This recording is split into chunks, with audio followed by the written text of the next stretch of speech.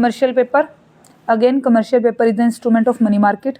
Short term का होता है ये, अनसिक्योर्ड प्रॉमिसरी नोट की तरह काम करते हैं। प्रॉमिसरी नोट समझते हो ना, जब लिखित में कुछ दे दिया जाता है आपको।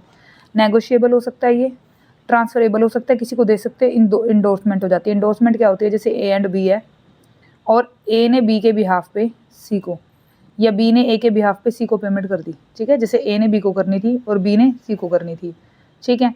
तो अब ए ने बी को करनी थी और बी ने सी को पेमेंट करनी थी, तो ए डायरेक्टली बी को कट करके डायरेक्ट सी को दे देगा। ये होता है इंडोर्समेंट, ठीक है।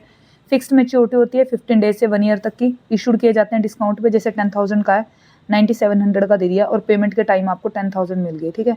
तो आपको इंटरेस्ट हो जाएगा। अच्छा, ये किसका काम करता है, ब्रिज फाइनेंसिंग का। ब्रिज फाइनेंसिंग, अब देखो मैं आपको एक एग्जांपल से बताती हूँ।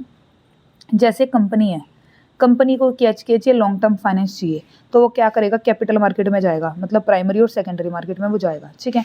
बट उसको इशू करने के लिए, कल मैंने आपको बताया था कि प्राइमरी मार्केट में कैसे आप इशू करते हो, प्रोस्पेक्टस इशू करते हो, प्राइवेट प्लेसमेंट करते हो, सेल पे करते हो, इन सब से आप करते हो, EIOPO करते हो, ठीक है। मैंने कल आपको बताया था।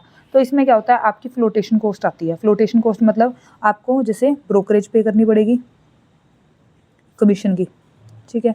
आपको प्रिंटिंग के चार्जेस पे करने पड़ेंगे, आपको कमीशन पे करनी पड़ेगी, आपको एडवर्टीजमेंट पे करनी पड़ेगी। इन सारे खर्चों को कंपनी कहाँ से करेगी, यहाँ से, कमर्शियल पेपर से। कमर्शियल पेपर लेगी, ठीक है। और क्या होगा, उस टाइम कंपनी को क्या होगा, पैसा रेज करेगी यहाँ से अपने कमर्शियल पेपर के थ्रू, और वो पैसा यहाँ लगाएगी। इट मीन्स ब्रिज फाइनेंसिंग का काम करेगी। वो एक ब्रिज बनाएगी, क्योंकि उसको सीजनल जो चाहिए, इस टाइम वर्किंग कैपिटल चाहिए, शॉर्ट टाइम पीरियड के लिए चाहिए, तो यहाँ पे ब्रिज का काम कौन करेगा, कमर्शियल पेपर, ठीक है। तो वो ब्रिज फाइनेंसिंग का काम करेगी। Thank you.